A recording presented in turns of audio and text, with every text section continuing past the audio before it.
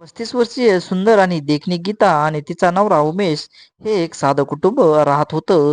तर गीता घरकाम करत होती, तर तिचा नवरा शेती करत होता आणि प्रामाणिक आणि कष्टाळू होता. त्याच्यामुळे तो शेती करून आयुष्य जगत होता. आणि मग जसं घर वाढत गेलं, मुलं होत गेली, तसं त्यांचा प्रपंच वाढत गेला. त्याच्यामुळे जबाबदाऱ्याही वाढत गेल्या आणि जबाबदाऱ्या वाढत गेल्यामुळे त्याला जास्त वेळ काम करू लावू लागलं आणि शेतात आणि त्याचा व्यवसायाचं जाऊ लागला. आणि म्हणूनच त्याची बायको गीता ही घरी एकटीच पडली होती. याच वेळी तिच्या आयुष्यात एक 55 वर्षीय सर्जेराव आला आणि हा सर्जेराव म्हातारा झाला. तो आणि वयाने गीतापेक्षा 20 ते 25 वर्षांना मोठा होता. त्याचं नातं अगदी साधं होतं. पण गावात काही काम असलं की तिला भेटणं हे त्याचं चाललंच होतं. आणि काही काम असेल तर तो तिच्याजवळ जात होता. आणि मग बोलणं चालणं चालत राहिलं होतं. आणि मग एकदा बाजारात भेटल्यानंतर थोड्या गप्पा मारणं, एकमेकांच्या घरच्या गोष्टी एकमेकांशी बोलून सुरुवातीला त्या दोघांमध्ये चालायचं. पण जसं जसं दिवस घेत गेले तर उमेश कामामुळे बायको घरात एकटी पडत होती. तसा तसा सर्जेराव त्यांच्या जवळ राहायला लागला आणि तिचे आपलं समजून तिच्यासोबत बोलायचा, तिला आपलं समजायचा आणि हळूहळू त्यांचे बोलणं वाढत गेलं आणि प्रेमाने पाहू लागला. तेवढंच नव्हे तर तुला माझ्या आयुष्यात घेतो, तुला जेवढं पाहिजे तेवढं प्रेम देतो, असं देखील तिला सारखाच म्हणायचा. मग गीता देखील त्याला अशा गोड बोलल्यामुळे ती पण प्रेमात पडली, असं ते पण साहजिकच आहे. आणि सर्जेराव तिच्यावर प्रेम करतो असं दाखवायचा. तो तिला गपचीपणे त्याच्याकडे भेटायला जायचा आणि भेटायला देखील बोलवायचा. तर कधी कधी तो तिच्या घरी येऊ लागला. गीता अगोदर त्याला भेटायला घाबरत होती, पण सर्जेरावाच्या स्पर्शाने ज्या भावना येत होत्या, आवडत होतं तिला. आता तिला वाटायला लागलं की सर्जेरावमध्येच खरी गंमत आहे. या दोघांचं नातं अगदी अगदी एका नवीन वळणावर येऊन पोहोचलं होतं. गावाच्या बाहेर एका डोंगर माथ्यावर ते नेहमीच भेटायला लागले. एकमेकांवर असलेले प्रेम व्यक्त करू लागले.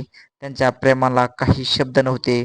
सर्जेराव गीतावर आता आपली समजून लागला आणि सर्जेराव जेव्हा गीताला भेटायला घरी जायचा, तेव्हा त्यांचा मुलगा घरीच असायचा. त्यामुळे सर्जेरावला गीताला जे पाहिजे ते करता येत नव्हतं. आणि मग त्यांचा 8 वर्षाचा मुलगा आईला सोडून बाजूला कुठे जात नव्हता. कारण साहजिकच आहे, कोणी जाणार नाही. परंतु 50 वर्षीय सर्जेराव मात्र अतिशय वासनेने भरलेला होता. त्याला गीतासोबत नेहमीच जवळ करावी वाटायची, पण त्याचा मुलगा घरी असणं ते शक्य नव्हतं.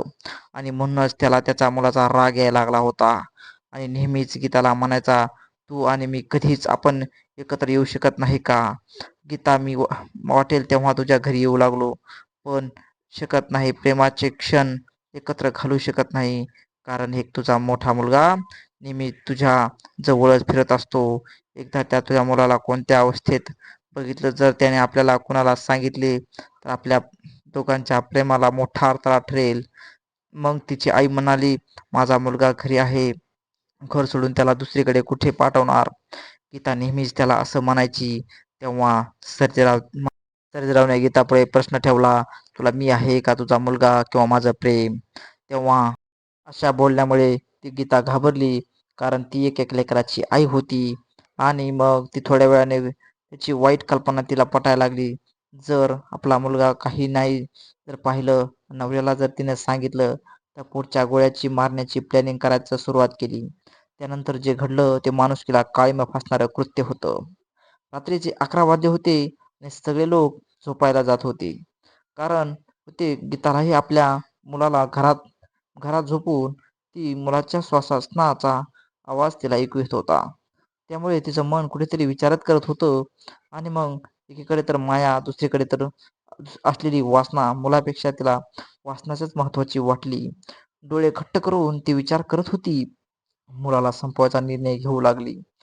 पण 8 वर्षाचा मुलगा सदळ सारा सरळ सरळ होता, शांत होता आणि गुणी देखील होता. आनंदी मुलगा होता.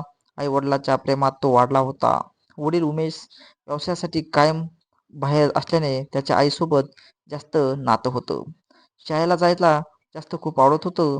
आपल्या मित्रासोबत खेळणं आणि जेवण करणं, गप्पा मारणं, खेळायला बाहेर जाणं हेच त्याच्या आयुष्यात होतं.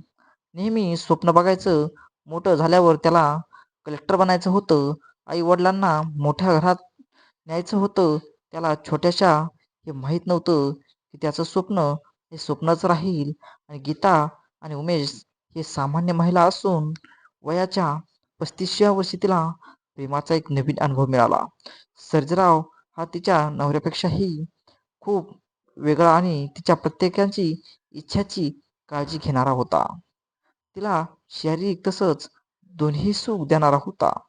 तिला आता मनमोहन वाटायला लागलं की सर्जेराव आपला खरा हिरा आहे आणि साथीदार आहे. तिचा सगळं काही आहे, पण प्रेमाचा अडथळा येत होता तो म्हणजे त्याचा मुलगा. म्हणजे सर्जेराव सारखा वाटत होतं की नेहमी त्या दोघांच्या भेटीसाठी एक अडथळा ठरत होता. प्रत्येक वेळी गीता भेटायला निघाली की मुलगा विचारायचा, तू कुठं चाललीस? पण काय करायचं? त्याच्या नेहमीच अशा विचारण्यामुळे तिला वाटलं की अडचण दूर झाली की आपण मोकळे होऊ. त्याच्या प्रेमातला तिलाही वाटू लागला. आणि शेवटी एक दिवस उजाडला की त्या दिवशी नको ते कृत्य घडलं.